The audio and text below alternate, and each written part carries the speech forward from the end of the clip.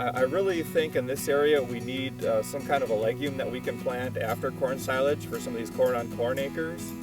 You know, winter rye is the old workhorse in that situation and does really well with that late planting.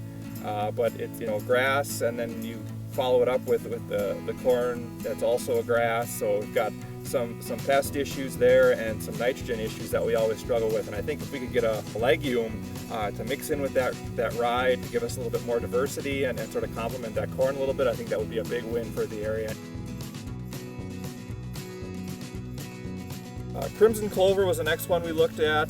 This is a 15 pound per acre rate on this field. The crimson clover, kind of like the annual ryegrass, it takes a pretty cold winter to kill it. It seems to be more winter hardy than I think we give it credit for. So it overwintered here, but again we had kind of a mild winter, so I don't know if that's necessarily a fair assessment here this year. We've got 2 rates of red clover. And what I really was interested to see if the red clover would overwinter with this late of planting date, September 23rd.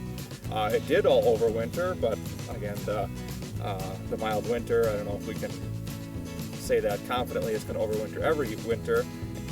The red clover looks pretty nice, actually. Like I said, I'm a little disappointed in the spring growth here. I would have expected this to be a little bit taller, but we've been fairly dry this spring and fairly cool, and we're on really light ground here. So maybe if we had a better environment in terms of fertility and warmth, maybe we could expect a little bit more out of this, and maybe this could even keep up with the winter rye a little bit.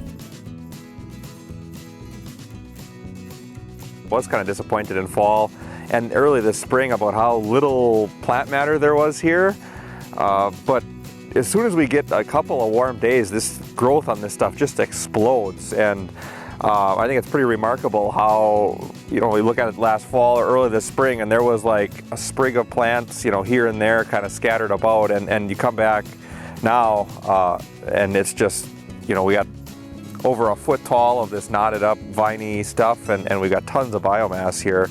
That vininess, if it's planted with winter rye, I think it would climb on the winter rye very well, and we could get a really nice sort of complementary grass legume kind of mix in terms of cover crops there. So I think that this could be something to look at here. So in terms of earlier planted hairy vetch, like after wheat or something like that, if it blooms, it's probably not going to overwinter because it's completed its life cycle, and I haven't seen it overwinter.